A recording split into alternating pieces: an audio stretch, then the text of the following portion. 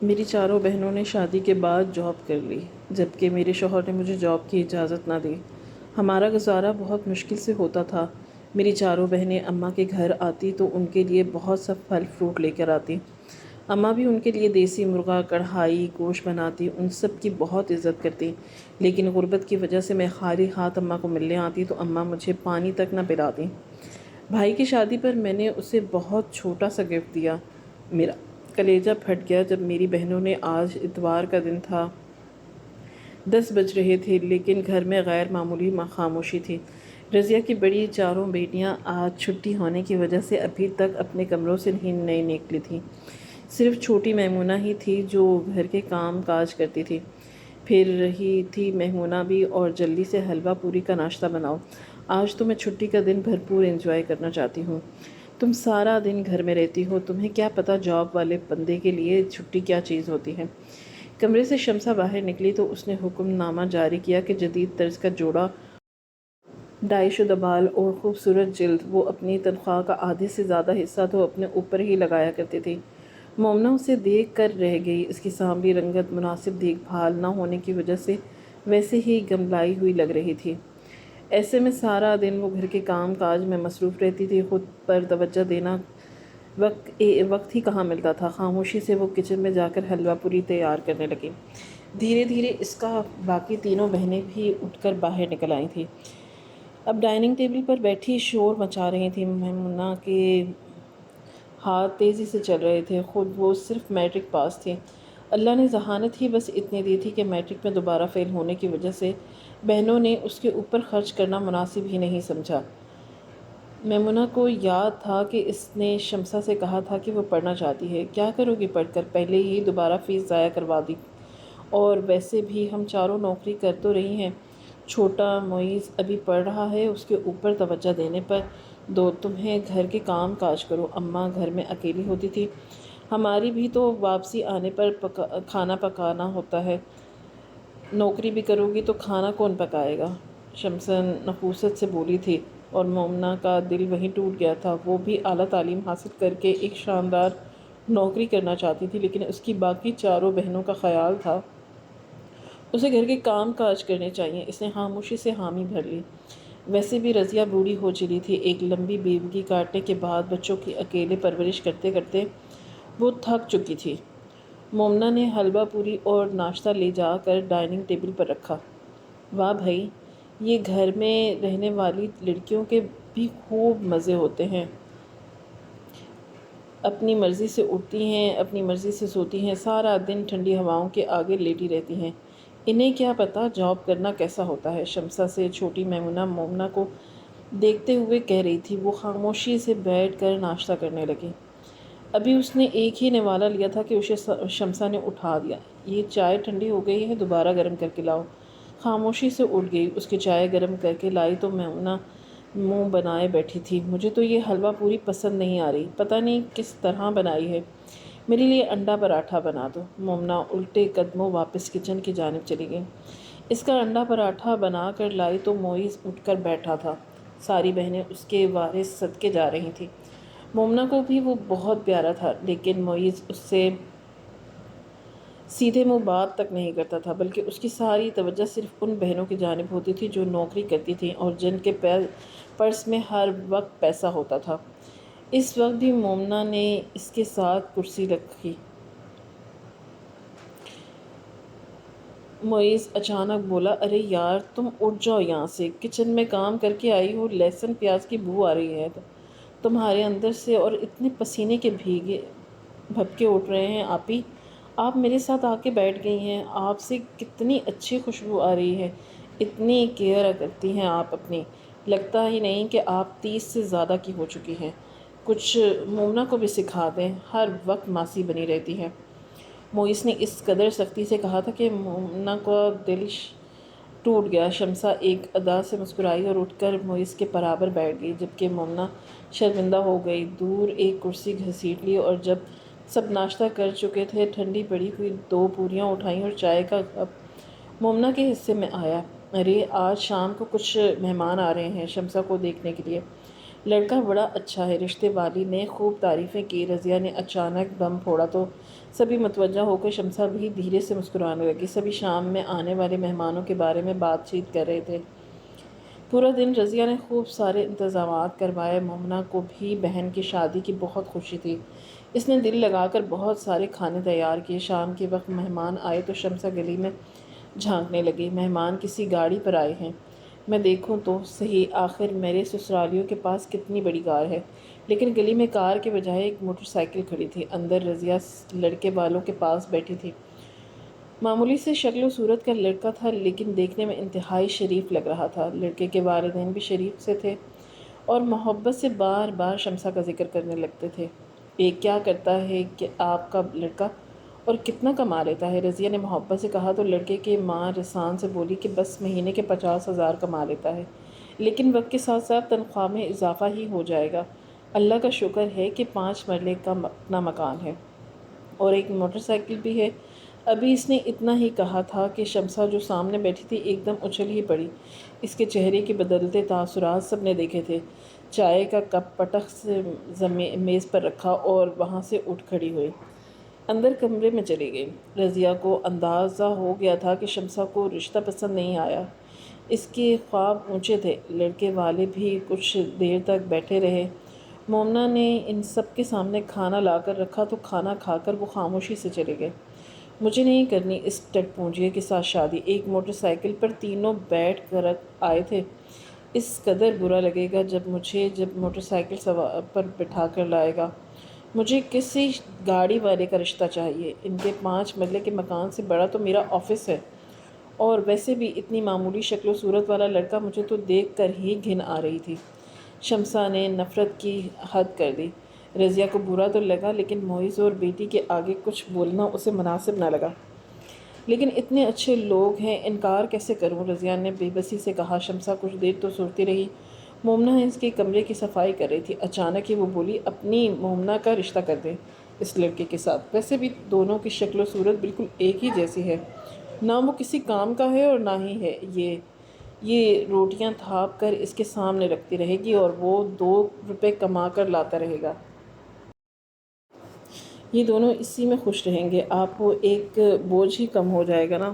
مومنہ کا کم کر دیں، ہم تو ویسے بھی اپنی اپنی نوکریاں کرنے والی ہیں، آپ کو کیا ٹینشن ہے؟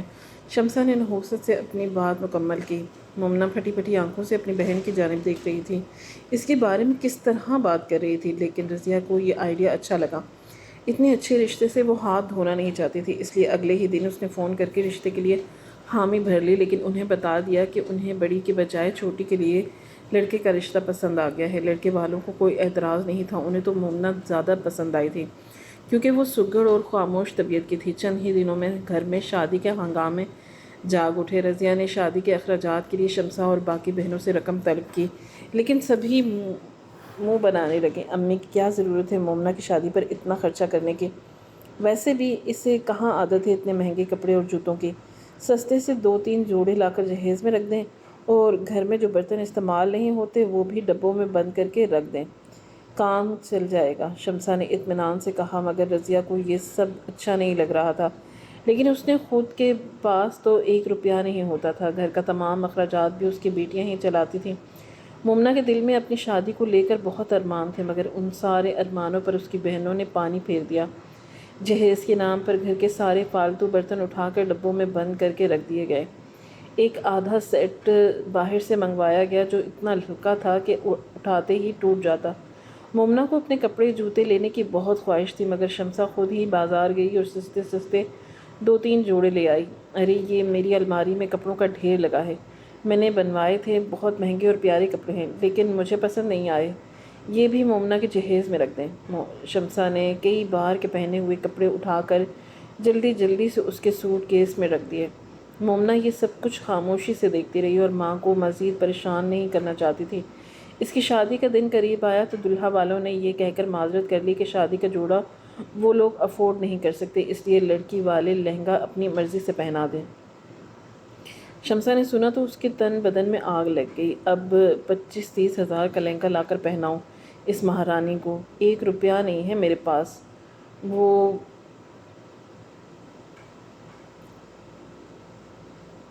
وہ غصے سے چلانے لگی۔ رضیہ کی آنکھوں میں بے بسی سے آنسو آ رہے تھے۔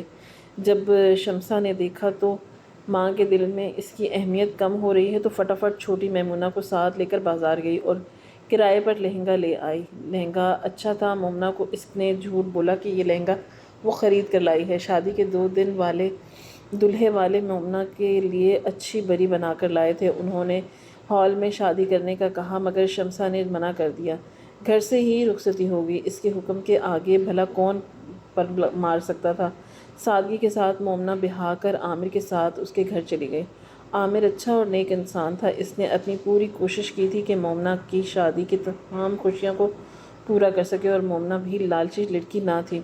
دونوں نے ایک دوسرے کو پا کر اللہ کا شکر ادا کیا تھا۔ عامر کی صورت میں مومنہ کو خوشیوں کا ایک نیا جہان مل گیا تھا۔ وہ غریب ضرور تھا لیکن اس کا دل بڑا تھا۔ 5 مرلے کے اس چھوٹے سے گھر میں عامر نے مومنہ کو رانی بنا کر رکھ لیا تھا، لیکن اس کی تنخواہ معمولی تھی۔ گھر کے اخراجات پورے کرتے کرتے مہینے کے آخر تک مومنہ بے حال ہو جاتی۔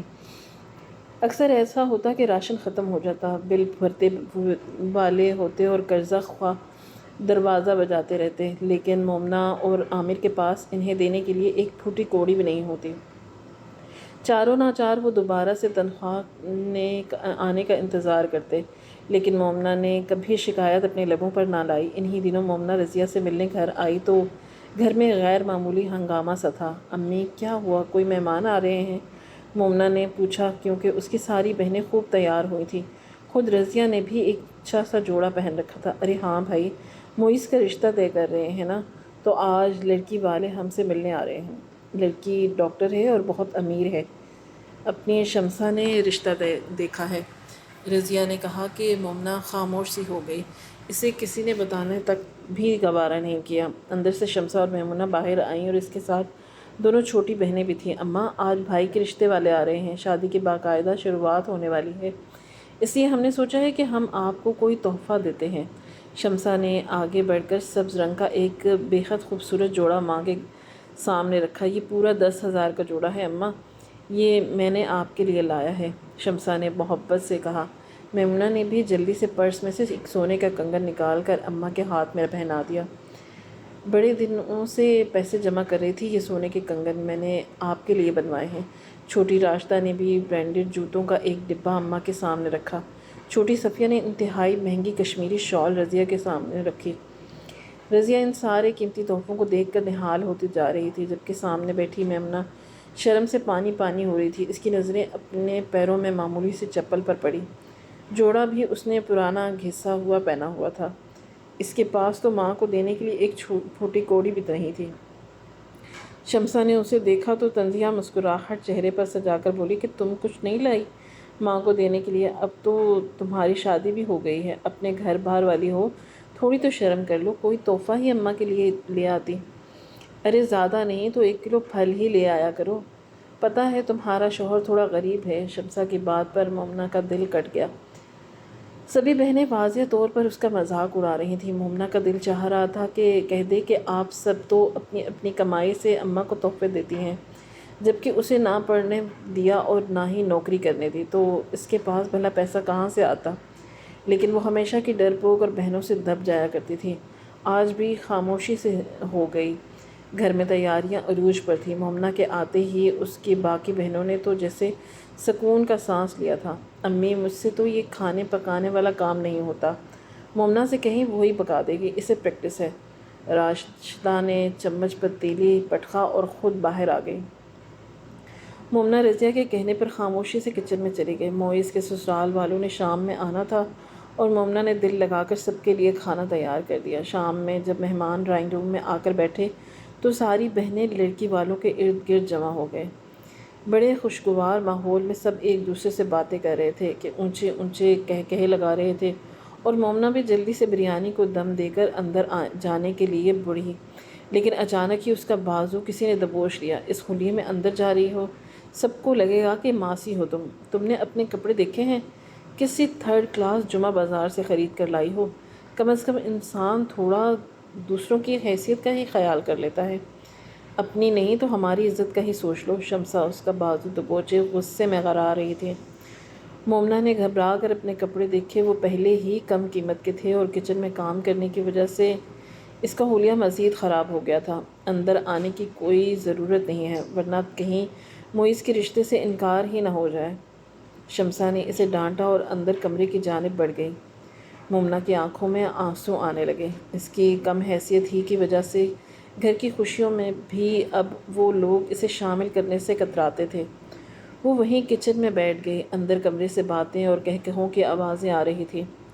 لڑکی والے معیز کو دیکھ کر بہت خوش تھے اور انہوں نے جلدی شادی کرنے کے لیے رضامندی دے دی۔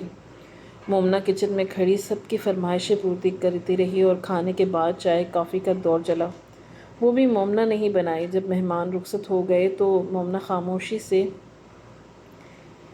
باہر نکل آئی۔ ارے عامر، تم آ گئے؟ رضیہ نے دروازے سے اندر داخل ہوتے عامر کو دیکھ کر کہا۔ اسے دیکھتے ہی شمسا تو اٹھ کر وہاں سے چلی گئی۔ باقی بہنیں بھی برے برے منہ بناتے ہوئے اپنے اس عزیز غریب بہنوئی کو عزت دینے پر کوئی تیار نہیں تھا۔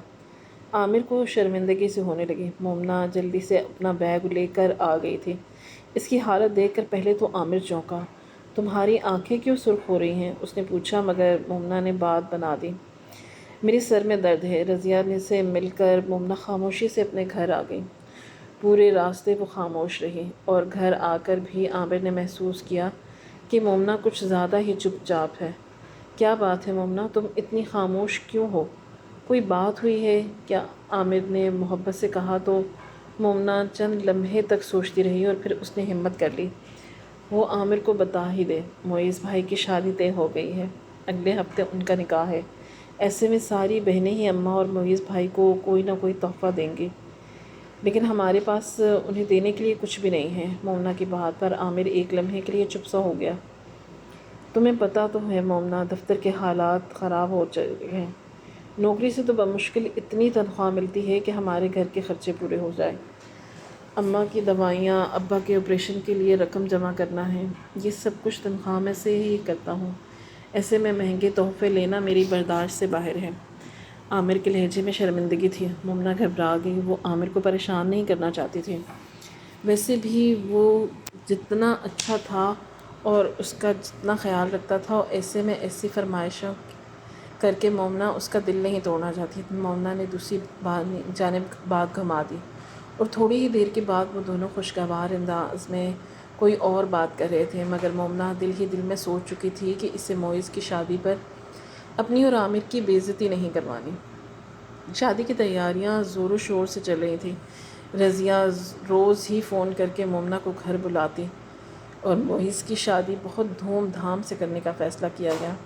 شمسا، میمونہ، راشدہ اور صفیہ چاروں نے اپنے لیے بے حد خوبصورت اور مہنگے برانڈ کے جوڑے آرڈر کیے تھے۔ رضیہ کے لیے بھی ان لوگوں نے بے حد قیمتی کپڑے منگوائے تھے۔ شمسا ہر چیز پھیلا پھیلا کر مومنا کو دکھاتی رہتی تھی۔ تم نے اپنے لیے شادی پر پہننے کے لیے کچھ خریدا؟ دیکھو، اگر تمہارے پاس پہننے کے لیے کوئی ڈھنگ کے کپڑے نہ ہوں تو مجھے بتا دینا، میں اپنا کوئی پرانا جوڑا استری کر کے رکھ دوں گی اور تمہارے نئے جوڑے سے کافی بہتر ہوگا وہ۔ لوگوں کے سامنے ہماری بے عزتی مت کروا دینا، شمسا ناک چڑھا کر کہتی، جبکہ مومنا افسردہ ہو جاتی۔ بے عزتی کرنے میں سب سے پہلے تو اس کی اپنی بہنیں ہی شامل ہوتی تھیں۔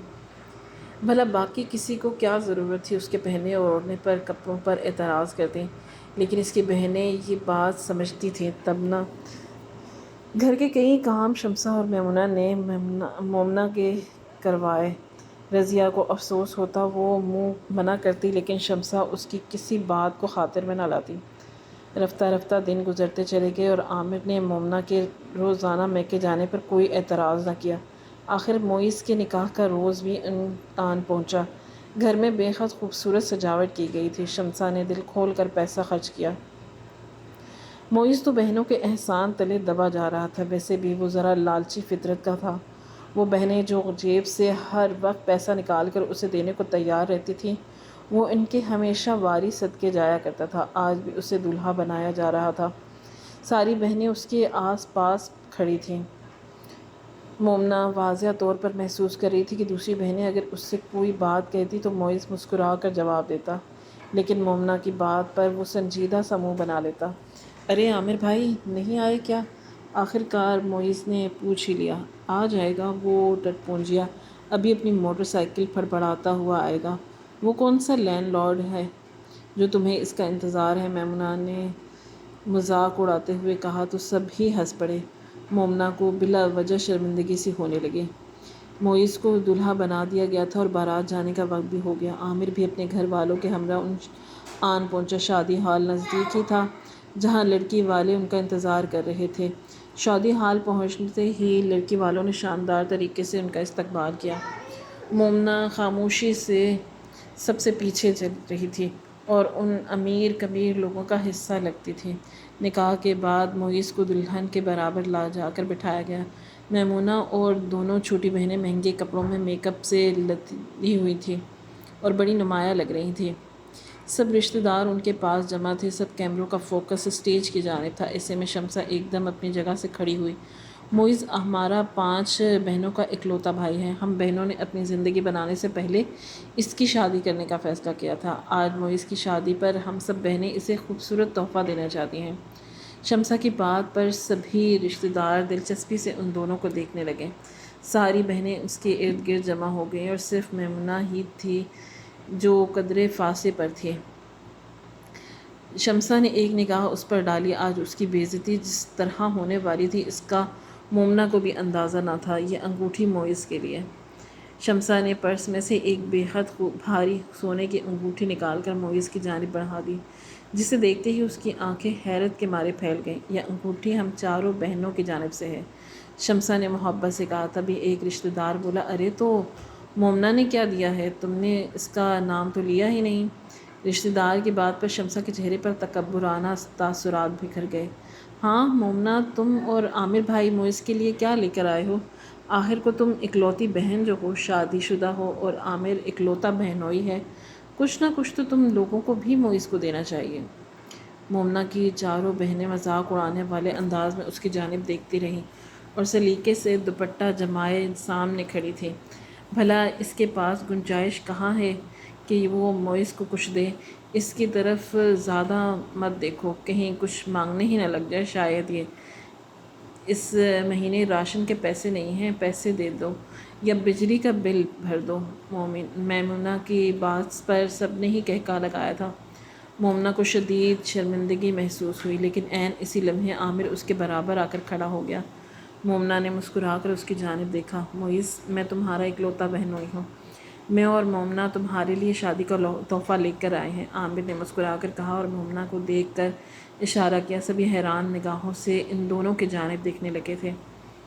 مومنہ اور عامر نے آگے بڑھ کر ایک لفافہ معیز کی جانب بڑھا دیا۔ معیز نے حیران ہوتے ہوئے مومنہ اور عامر کی جانب دیکھا، جبکہ اس کی بیوی عائشہ بھی حیران ہو گئی۔ اسے تو ہمیشہ یہی بتایا گیا تھا کہ مومنہ اور عامر کسی کام کے نہیں اور نہ ان سے کسی چیز کی امید رکھی جا سکتی ہے۔ عامر بھی یقینی سے لفافہ کھول کر دیکھ رہا تھا۔ اندر سے پاکستان کے شمالی علاقہ جات میں گھومنے پھرنے کا 7 دن کا ٹور پلان نکلا تھا۔ یہ ان کا ہنی مون پیکیج تھا جو عامر نے انہیں تحفتاً دیا تھا۔ میمونہ اور عامر مسکرا رہے تھے، جبکہ چاروں بہنوں کے منہ حیرت کے مارے کھلے رہ گئے۔ سبھی پھٹی پھٹی نگاہوں سے ان کی طرف دیکھ رہی تھیں۔ تحفوں میں یہ سب سے شاندار تحفہ تھا کیونکہ یہ معیز کی دلہن کو بے حد پسند آیا تھا۔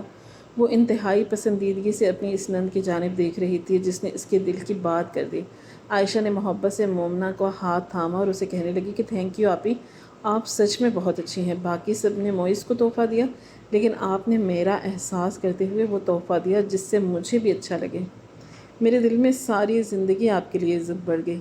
اس کی دھیمی سی سرگوشی پر مومنہ مسکرا دی، جبکہ اس کی باقی چاروں بہنیں بری طرح سے جل بھن گئیں۔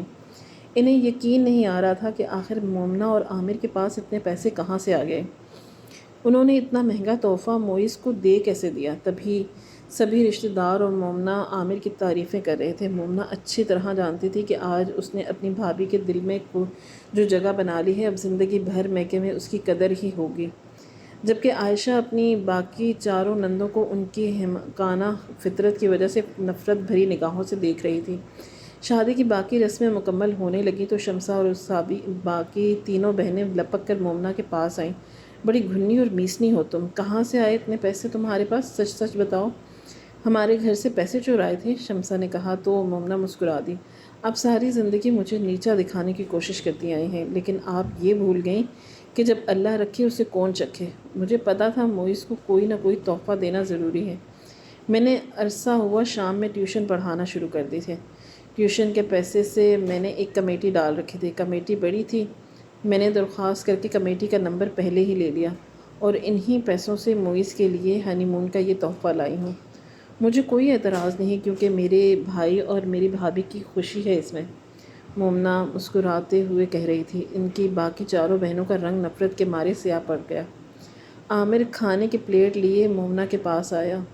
یہاں کیوں کھڑی ہو؟ کھانا کھل گیا ہے، جلدی سے کھانا کھاؤ، کہیں تم کمزور نہ ہو جاؤ۔ پتہ تو ہے تمہیں کہ مجھے تمہاری کتنی فکر ہے، اور اس کے چہرے دیکھتے ہوئے محبت سے کہہ رہا تھا۔ شمسہ اور میمونہ اسے دیکھ کر رہ گئیں۔ انہیں آج احساس ہو رہا تھا کہ مومنہ غربت کے باوجود بھی اتنی مطمئن زندگی کیسے گزار رہی ہے۔